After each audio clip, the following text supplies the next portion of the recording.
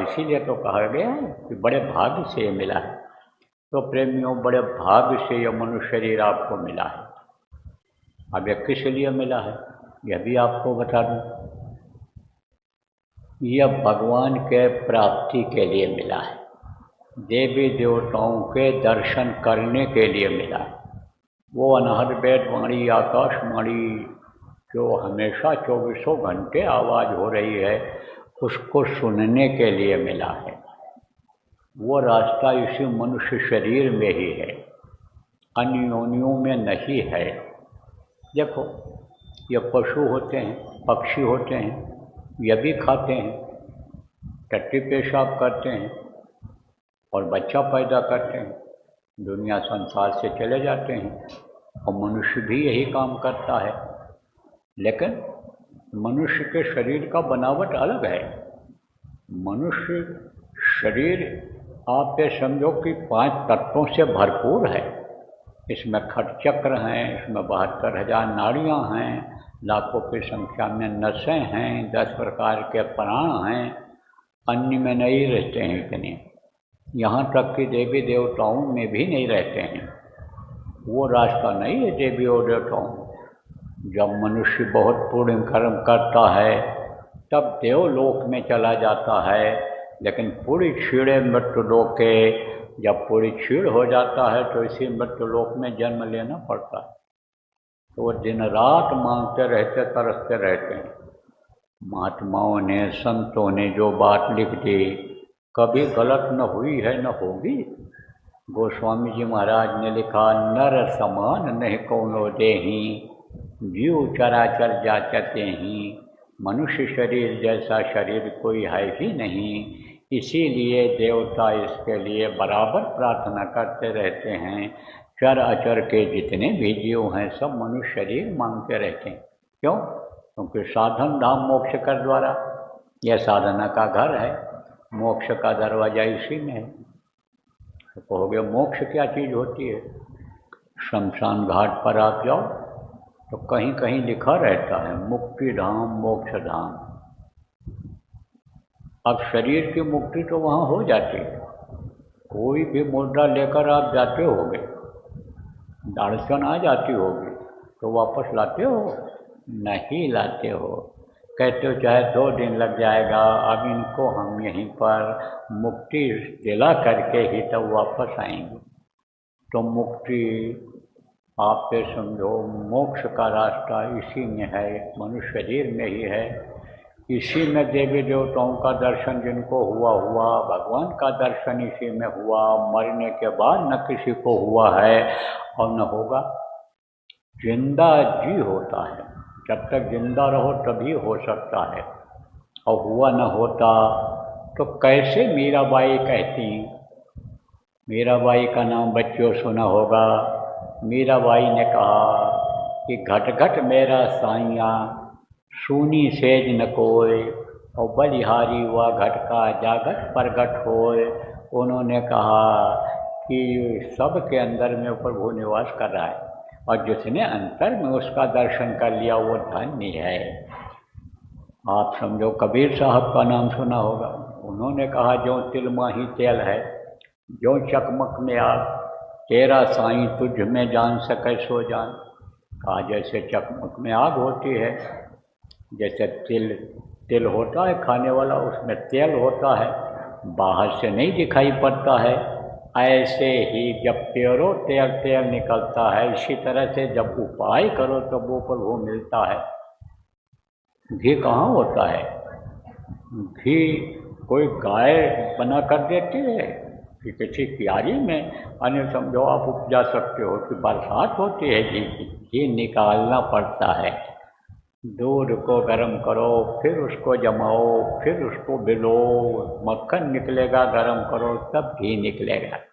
तो उपाय से मिलता है, ऐसे नहीं दर्शन होता है। तो वो उपाय कौन बताता है? वो उपाय हमेशा बताने का काम गुरु किया करते हैं, जिसको बंदी छोर कहते हैं। अब कहोगे बंदी छोर का क्या मतलब निकलता है? देखो, जैसा मैंने शुरू के में कहा ना कि आपके एक तरह से संस्कार जगे, जिसको भाग्य जगना कहते हैं, कि जैसे से आप गृहस्थी के बंधन से थोड़े समय के लिए निकल करके यहाँ पर आए, नहीं तो नहीं आ सकते थे, बंधे हुए। एक बंधन है का पहला बंधन पड़ा देह का, दूसरा तिरिया जान, तीसर बंधन पुत्र विचारो, चौथा नाती मान। और नाती के कहो नाती होवे, हुआ को कौन ठिकान। धन संपत्ति और हाथ हवेली, यह बंधन क्या करूं बखान। चौलड़ पचलड़ सतलड़ रसरी, बांध दिया तो है बहुवितान। हमारे बिना तुम छूटो नहीं, जी की जी धर सुनो न कान। ये बताओ, आप लोगों को आवाज़ सुनाई पड़ रही है तो हाथ उठाओ, सबको बराबर मिल रही। अच्छी बात है, नीचे कर लो।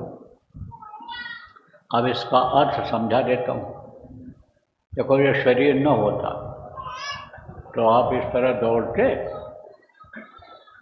अब इसके लिए खाने का इंतजाम करो, कपड़े का इंतजाम करो, घर मकान बनाओ, समाज में रहना है, इज्जत के साथ रहना है तो मान प्रतिष्ठा बढ़ाने का काम करो। औरत आ गई, अब उसके खाने पहनने की सुविधा का इंतजाम करो, उसको खुश रखो। जब दूसरे के घर की लाडली को ले आयो, उसको खुश रखो, उसके लिए समय निकालो। लड़का पैदा हो गया, लड़का पैदा हो गया, अब उसको भी खाने पहनने के लिए व्यवस्था बनाओ, दवाई पढ़ाई का इंतजाम करो। और लड़के के लड़का पैदा हो गया, अब उसके लिए भी समय निकालना पड़ेगा। धन संपत्ति बहुत हो गई, रुपया पैसा बहुत हो गया, अब उसको कहाँ मैनेज करें, कहाँ रखें, कहाँ लगाएं, कैसे बचावें, उसके लिए भी समय निकालो। हाथ हवेली कोठी हो गई, रंगाई पुताई कराओ, सफाई कराओ, दुकानें हो गई, किराया दो, कुछ कमाई करो। चौलड़ पुचलड़ सतलड़ रसरी, ये क्या है? काम, काम वासना होती ना, काम, क्रोध, क्रोध जानते हो सब, गुस्सा जिसको कहते, काम, क्रोध, लोभ, मोह, अहंकार, ये 5 भूत लगा दिए गए। अब आप फिर समझो प्रेमियों, ये भी एक बंधन है। रजोगुण, तमोगुण, सतोगुण, ये सब बंधन है, बंधे पड़े हुए। मरे बिना तुम छूटो नहीं, जीते जी घर सुनो न कान। लेकिन जब कोई मिल जाता है बंदी छोर, तो निकाल देता है, बंधन से मुक्त करा देता है। एक महात्मा जी थे, वो उपदेश किया करते थे। तो महात्माओं के पास हर तरह के लोग आते हैं, गरीब अमीर भी आते हैं, स्त्री पुरुष आते हैं, बच्चे आते हैं। आप समझो कम पढ़े लिखे और यानी पढ़े लिखे भी आते हैं, क्योंकि महात्मा जो होते हैं, संत जो होते हैं, वो दरिया दरख्त की तरह से होते हैं। दरिया किसको कहते हैं? नदी को कहते हैं। नदी अपना पानी खुद नहीं पीती, दूसरों को पिलाती है। पेड़ अपना फल स्वयं नहीं खाता है, दूसरों को खिलाता है। इसी तरह इस धरती पर महात्मा होते हैं, संत होते हैं। परमार्थ के कारण ये संतन धरा शरीर परमार्थ के लिए आते हैं। तो महात्मा जो उपदेश किया करते थे, चलते रहते थे। तो एक जगह पर सुनने के लिए लोग आए, देखा कि वहाँ के लोग बड़े जिज्ञासु हैं, धार्मिक हैं, अच्छी विचारधारा के हैं। लोगों की इच्छा थी कि रुक जाओ, तो रुक गए। फिर जब उनको बता दिया, लोगों को अच्छा लगा, तब कहे भाई अब इसका तुम विस्तार करो, इन बातों को लोगों को बताओ कि जैसे और लोगों को अच्छा लगे, और लोगों को फायदा हो, और लोगों की तकलीफें जाएं, प्रचार करो। तो बोले ठीक है। तो जो पढ़े लिखे लोग थे वो तो तैयार हो गए सब लोग। अब एक अनपढ़ आदमी गांव का सीधा साधा भोला भाला बैठा हुआ था उसी में। तब उसने कहा, महाराज मैं भी कुछ प्रचार करना चाहता हूँ, लेकिन आपकी दया के बगैर मैं प्रचार नहीं कर सकता हूँ, क्योंकि मुझे बोलना बताना कुछ आता नहीं है, मैं तो पढ़ा लिखा हूँ नहीं, लेकिन महाराज मेरी इच्छा है, आप ये इच्छा पूरी करो। बोले अच्छा, तो पूजा प्रचार करना, किस बात का करना? यही कहना दरवाजे दरवाजे कि गुरु बंदी छोड़, गुरु बंदी छोड़, गुरु बंदी छोड़। तो गया दरवाजे दरवाजे बोलने लगा। तो एक दरवाजे पर पहुंचा गांव में, तो एक तोता लटका हुआ था दरवाजे पर।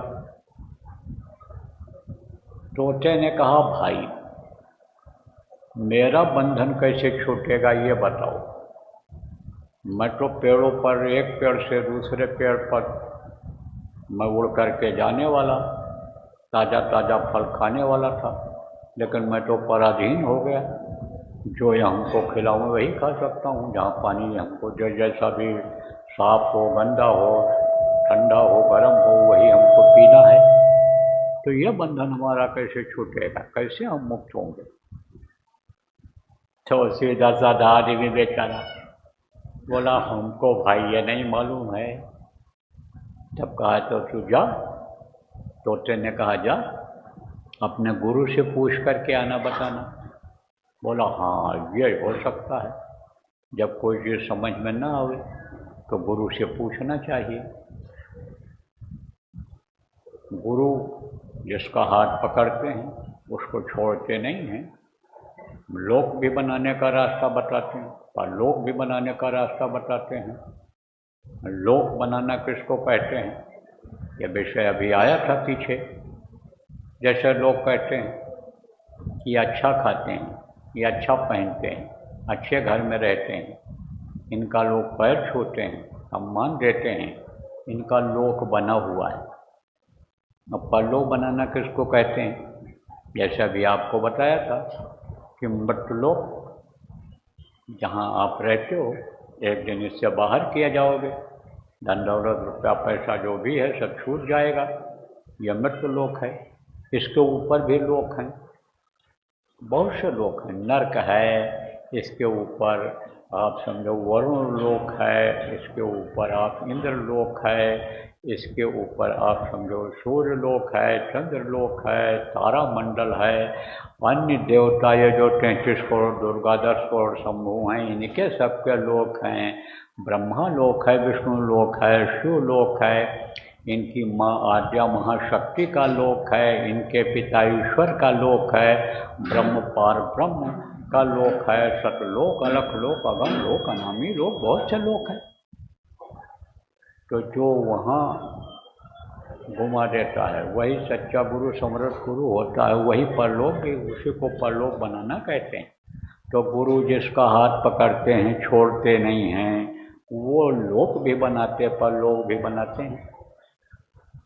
तो गया शाम को, गुरुजी बैठे हुए थे, एक आदमी से बात कर रहे थे, और वो गुरुजी का भगत गया जिससे तोता ने सवाल किया था। तो देखा उसने मौका अच्छा है और गुरुजी बड़े मौज में बैठे हैं, तो लाओ इसी समय पूछ लें। तो कहा, गुरुजी एक तोते ने सवाल किया कि जो पिंजरे में था कि हमारा ये बंधन कैसे छूटेगा। बस गुरुजी बेहोश हो गए, गिर गए। अब लोग दौड़े, जो वहाँ पर थे लोग सब दौड़े, कोई पानी से मुँह धोने लगा, कोई पंखा करने लग गया, कोई कुछ कोई कुछ। गुरुजी से ही प्रार्थना करने लगे, गुरुजी अब आप अपने को ही ठीक करो, हम लोग अनाथ हो जाएंगे, आप ही का सहारा। एक आदमी ने कहा, भाई हो क्या गया अचानक गुरुजी को? तो वो आदमी जो देख रहा था वहाँ बात कर रहा था, उसने धीरज कहा, इसी ने कुछ कहा, और सब लोग उसकी तरफ टेढ़ी नज़र से देखने लगे। बेचारा और घबरा गया और कहा, भागना भी ठीक नहीं है, नहीं तो ये खड़ेट करके मारेंगे। खड़ा रहा, गुरु जी से अंदर अंदर प्रार्थना करता रहा, दया करो गुरु महाराज, दया करो हमारे ऊपर और अपने ऊपर भी। आधा घंटा पौन घंटा के बाद गुरु जी आँख खोल दिए। खोलने के बाद उठे और हंसने बोलने लगे। अपना दैनिक काम जो भी था खाना पीना वो सब करने लग गए और आराम करने लग गए। सब खुश हो गए। समझ में लोगों के कम आया और ये तो बेचारा घबराया। खाना पीना तो बहुत दूर, नींद नहीं आवे इसको कि शाम को बच गए तो सुबह न ये हमला कर दें। सुबह सुबह जल्दी उठ करके चला गया कि चलो गुरु के आदेश का पालन ही गुरु भक्ति होती है, और गुरु भक्ति अगर कर ले जाओ तो सोना काई ना लगे, लोहा घुन नहीं खाए, और बुरा भला जो गुरु भगत कबहू नरक न जाए। गुरु भक्ति अगर करता है, गुरु के आदेश का पालन करता है, तो कहा गया राखे गुरु जो को विधाता, और गुरु विरोध नहीं को जो करता। विधाता जिसको कहा गया है, ब्रह्मा जिसको कहा गया है, वो भी अगर नाराज हो जाए, कुछ नहीं कर सकते हैं। वो गुरु बचाना चाहते हैं, क्योंकि गुरु हाण मांस के शरीर का नाम तो होता नहीं है। गुरु एक पावर होती है, शक्ति होती है, और वो ऊपर से शक्ति मिलती है। तो आप ये समझो, नरक जाना तो बहुत दूर रहा, कोई कुछ कर नहीं सकता। ये सब सुना करता था सत्संग में, तो कहा भाई गुरु आदेश का पालन किया जाए। सुबह सुबह चल पड़ा। फिर वो भगत गया, और जब उसी दरवाजे पर पहुंचा, गुरु बंदी छोड़ बोलता हुआ जब पहुंचा, तब तोते ने कहा अरे भाई, पूछा तुमने अपने गुरु से? और तोता बोला तुम तो मरवा दिए होते, ऐसा सवाल कर दिए। वो तो हमको जो लोग वहाँ थे आश्रम पर मार फिराते। भाई तुम्हारा सवाल पूछने से तुरंत बाद गुरु जी बेहोश हो गए। अब इतना सुन करके तोता भी बेहोश हो गए। अब इसको और घबराहट हुई कि घर वाले अगर देख लेंगे तो कहेंगे इसी ने हमारे तोते को मार दिया,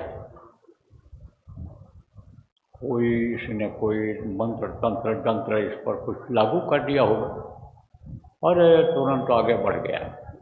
घर की मालकिन निकली, कौन आवाज़ लगा रहा है, क्या बोल रहा है? तोते को देखा पिंजरे में, क्योंकि तोता सामने लटका हुआ था। सबसे पहले तोते पर नज़र पड़ी, तब बोली अरे ये तो तोता मर गया। पिंजरा उतारा, उसको हिलाया डुलाया, कुछ नहीं। ले गई वहाँ आगे, और वहीं पर रख करके पिंजरा धीरे से उसको ढकेल दिया। पिंजरा लेकर जब वापस लौटी तो तोता उड़ करके गया पेड़ पर बैठ गया। तब तक ये जा रहा था उधर। तब बोला तोता, मान गए, तुम्हारे बंदी छोर हैं, और तुम अगर विश्वास कर लो अपने गुरु पर तो तुमको भी बंधन से मुक्त करा देंगे। ये जो बंधन है, शरीर का बंधन मुक्त करा देंगे, गृहस्थी के बंधन से तुमको मुक्त करा देंगे। तुम भी उनके आदेश का पालन कर लो। अब आप कहोगे भाई हम कैसे बंधन से मुक्त होंगे? तो अभी आपको आगे बताया जाएगा, पहले इतना सुनते रहो। तो बंदी छोर कौन होता है? गुरु होते हैं। लेकिन वो कौन गुरु बंधन से मुक्त कराते हैं? जिनको कंज गुरु कहा गया है। देह गुरु से कुछ न पाई, अब कंज गुरु ने राह बताई। कंज गुरु जो होते हैं वो रास्ता बता देते हैं कि जिससे बंधन से मुक्ति मिल जाए। अब कंज माने होता क्या है? अंधेरे से जो उजाले में ले आते हैं। गुरु माने क्या होता है? गु और रू दो अक्षर है, और रू है नाम प्रकाश का, और गु कही अंधकार, और ताको करे विनाश जो सोई गुर करता। इन बाहरी आँखों को बंद किया तो अंधेरा हो गया। आँखें बंद करने के बाद अंतर में जो उजाला प्रकट कर रहे, वो वास्तव में सच्चा गुरु हुआ करता है। देखो प्रेमी, आपसे कहा जाए कि इस दुनिया संसार में अंधेरा ही है तो नहीं मानोगे, कहोगे उजाले में बैठे हैं, सूरज की रोशनी मिल रही है। लेकिन अभी कह दूं कि आंख बंद कर लो, तब ये उजाला मिलेगा? नहीं मिलेगा। आंख बंद करने के बाद अंधेरा ही रहेगा। तो यही लोगों का भ्रम और भूल है।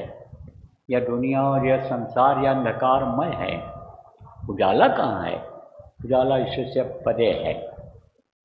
इस शरीर को चलाने वाली प्रभु की अंश जीवात्मा जो यहाँ पर बैठी हुई है, यही इस शरीर को चलाती है।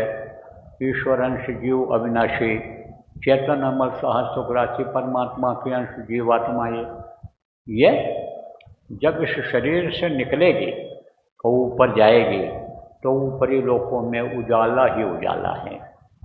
वहाँ कोई अंधेरे नाम की चीज़ ही नहीं, वहाँ सूरज डूबता ही नहीं है, वहाँ पर कोई गंदगी नाम की चीज़ नहीं है, कोई झाड़ू लगाता वहाँ कोई दिखाई नहीं पड़ता, नापदान नाली साफ करता दिखाई नहीं पड़ता, वहाँ कोई सेप्टिक टैंक है ही नहीं, वहाँ कोई आटा दाल का भोजन है ही नहीं, वहाँ कोई ये आप समझो गैस सिलेंडर आग और लकड़ी कंडे की ज़रूरत नहीं पड़ती है। तो वहाँ उजाला ही उजाला है। आप कहोगे भाई हमारे लिए तो ये कल्पना है, वो बात तो सही है क्योंकि आपने उस उजाला को देखा नहीं। तो क्यों नहीं देखा? इसलिए कि देखने वाली आपकी आंख बंद है। जो ऊपर से आवाज़ आ रही है 24 घंटे बिना बजाए निष्ठन बाजे घंटा शंख नगारी रे, बहिरा सुन सुन मस्त होता है तन की सुर विसारी रे, जिन्होंने सुना उन्होंने लिख दिया। तो वो आवाज़ जो हो रही है उसको आपने सुना नहीं। तो कारण क्या है? कारण यह है प्रेमियों कि जैसे यह दो आँख बाहर है, ऐसे एक आँख अंदर जीवात्मा में है। इन बाहरी आँखों से आप समझो बाहर की चीज़ों को देखते हो और जीवात्मा की आँख से ऊपरी लोग देखे जाते हैं। अब आप ये समझो कि जैसे दो कान या बाहर हैं, इससे बाहर की आवाज़ सुनाई पड़ती है और एक कान जीवात्मा में है, उससे आप समझो ऊपरी लोक से जो आवाज़ आ रही 24 घंटे वो सुनाई पड़ती है। तो वो है बंद। वो सबको खोलने वाला अगर कोई मिल जाए, उपाय बताने वाला कोई अगर मिल जाए, तो अब आप ये समझो कि आपका लोक और परलोक दोनों बन जाए। कौन करता है वो? जिनको बंदी छोर कहा गया, जिनको गुरु कहा गया। रूह है नाम प्रकाश का और गु कही अंधकार और ताको करे विनाश जो, सोई गुरु करता। इन बाहरी आँखों को बंद किया और अंतर में जो उजाला प्रकट कर गए वही सच्चा गुरु समर्थ गुरु हुआ करता है। गुरु गुरु का सम्मान, गुरु गुरु तो सब बड़े, कोई नहीं छोट, लेकिन शब्द पारिखी महीन है, बाकी चावल मोर। शब्द से ही यह सारा संसार बना। आवाज़ जिसको आप कहते हो 24 घंटे जो हो रही है, वो बाजा मस्ताना जिसके बारे में आपको बताया गया, वो जो बज रहा है, आप ये समझो कि वो सुनाई पड़ जाए तो वो सुनाई पड़ाने वाले जो होते हैं वो समर्थ गुरु, सतगुरु, स्पिरिचुअल मास्टर, मुर्शिद कामिल कहलाते हैं। इनके सब लोगों ने खोज किया। देखो आप लोग यहाँ भले किसी देवी देवता की पूजा करते हो, मानते हो, लेकिन पढ़े लिखे लोग जो लोग हो, आप पढ़े होंगे या सुने होंगे कि त्रेता में राम भगवान आए थे, द्वापर में कृष्ण भगवान आए, कलयुग में कबीर आए, पलटू दादू नानक मीरा आए। आप ये समझो सब लोगों ने गुरु किया था। अगर गुरु के एक कदम कोई आगे नहीं बढ़ पाया, लेकिन गुरु दो तरह के किए। सब लोगों ने दो तरह का गुरु बनाया। जैसे आप लोगों ने पढ़ाई किया तो जिन्होंने पढ़ाया वो आपके गुरु, हिंदी, अंग्रेजी, उर्दू जो भी पढ़े हो आप, गुरु ने पढ़ाया आपको। बिजनेस व्यापार सिखाया, वो भी आपके गुरु हैं। लकड़ी लोहा का काम सिखाया, वो भी आपके गुरु हैं। जिससे आप अपनी रक्षा का, शरीर रक्षा का, खाने का इंतजाम करते हो, कपड़े का इंतजाम करते हो, घर मकान बनाते हो, और आपके जो आश्रित हैं, बीवी बच्चे हैं, माता पिता हैं, उनका खर्चा चलाते हो आप। तो वो विद्या गुरु की देन है। तो विद्या गुरु भी बनाया। किसने बनाया? गुरु ग्रह पढ़न गए रघुराई, अल्पकाल विद्या सब पाई। गुरु के आश्रम पर गए थे, विश्वामित्र जी के आश्रम पर, राम भगवान जिनको कहते हो, और 12.5 वर्ष तक वहाँ रह करके सारी विद्या उन्होंने सीखा था। राजनीति, धर्मनीति, परिवार नीति, कूटनीति, सारा धर्म, सारी विद्या, सब कुछ सीखा उन्होंने वहाँ पर, जो उनके जीवन में काम आया। जो समझो जिस काम के लिए ऊपर से भेजे गए थे, धर्म की स्थापना के लिए, दुराचारी के संहार के लिए, वो काम उन्होंने किया। कृष्ण भगवान आए तो उन्होंने विद्या गुरु बनाया, संदीपनी को बनाया, उनसे सब सीखा, सारी युक्ति उन्होंने लिया। क्योंकि ये महापुरुष जब पैदा होते हैं, या संत जो पैदा होते हैं, गुरु पैदा होते हैं, वो भी मनुष्य शरीर में ही पैदा होते हैं, और 9 महीना उनको भी माँ के पेट में बनने में लगता है, और वो भी रोते हुए ही पैदा होते हैं। कोई भी बच्चा देखो हंसता मुस्कुराता नहीं पैदा होता है, और वो भी नंगे हाथ आते हैं, कुछ लेकर नहीं आते माँ के पेट से। आप फिर समझो खाली मुट्ठी बांधकर जैसे हम आप पैदा हुए हैं, ऐसे वो भी पैदा होते हैं। कौन? जिनको महापुरुष कहा जाता है। ये जरूर है कि समय पर नहीं पहचान पाते हैं लोग, जब समय निकल जाता है तब वही हो कहते हैं, हाय हुसैन हम न हुए, हाय हुसैन हम। राम भगवान को लोगों ने पहचाना कि कृष्ण भगवान को लोगों ने पहचाना? अयोध्या में एक से एक पढ़े लिखे लोग थे, ज्योतिषी विद्वान थे, लेकिन कोई भी राम के साथ जंगल जाने के लिए तैयार नहीं हुआ, त्याग करने के लिए नहीं तैयार हुआ। लेकिन जब बंदर और भालुओं को पता चला, उनको हुआ कि ये शक्ति हैं, इनमें पावर है, इनका साथ दे देने में काम हमारा बन जाएगा, तब देखो साथ दिया। तो आज उनकी पूजा हो रही। किसकी? अरे अयोध्या के विद्वानों की नहीं हो रही है, राम के साथ हनुमान की पूजा हो रही है। राम को उतना प्रसाद न चढ़े मंदिर में जितना हनुमान को लोग चढ़ाते हैं। हनुमान के भक्त ज़्यादा हो रहे हैं। तेल और सिंदूर लगा करके पत्थर के ऊपर रख दो तो हनुमान के भक्त वहाँ भी फूल पत्ती प्रसाद चढ़ाने लगते हैं। तो आप समझो प्रेमियों, ये लोग जब आए तो इन्होंने अपना काम किया, और काम जब इनका सामने आ गया तब उनको पहचान पाए। लेकिन जो समय पर उनके साथ हो गए, उन्हीं का नाम हो गया। चाहे आप देखो कृष्ण भगवान के साथ गोपी और वाले उनके साथ हो गए। आप देखो ये गोपिकाएं, ये उनके साथ हो गई। तो अब आप ये समझो गोपिकाओं के ही पति उनका साथ नहीं दिए, लेकिन उनको अंतर में पहचान हो गई। लोग कहते हैं, बुद्धिजीवी लोग कहते हैं कि 16,000 रानियाँ थीं। रानी वो नहीं थी, वो उनकी यानी समझो शिष्या थी, और उन्होंने ऐसी युक्ति बता दिया था बच्चियों उनको कि अंतर में सबको कृष्ण दिखाई पड़ते, सबको वो मुरली की आवाज़ सुनाई पड़ती थी जो हमेशा बजती रहती है। तब वो सुन करके और जो है विकल हो जाती थी कृष्ण के मिलने के लिए। तो अब आप ये समझो प्रेमियों कि उन्होंने गुरु किया। कौन सा गुरु? विद्या गुरु और आध्यात्मिक गुरु। राम के आध्यात्मिक गुरु कौन थे? वशिष्ठ जी थे। कृष्ण के कौन थे? सुपद जी थे। जब त्रेता और द्वापर खत्म हुआ, कलयुग आया, तो कलयुग में संतों का प्रादुर्भाव हुआ, तो कबीर साहब आए। आप समझो उन्होंने भी रामानंद जी को गुरु बनाया था। नानक साहब आए, उन्होंने कबीर साहब को गुरु बनाया। ये जितने भी 10 गुरु हुए हैं सब एक दूसरे को गुरु बनाते गए हैं। आप ये देखो दक्षिणी बाबा जिनको कहते हैं, आप ये समझो कि उन्होंने भी गुरु बनाया अपने बड़े भाई को, क्योंकि ये गए थे उधर, आपके कहाँ गए थे, पूना की तरफ। कौन गए?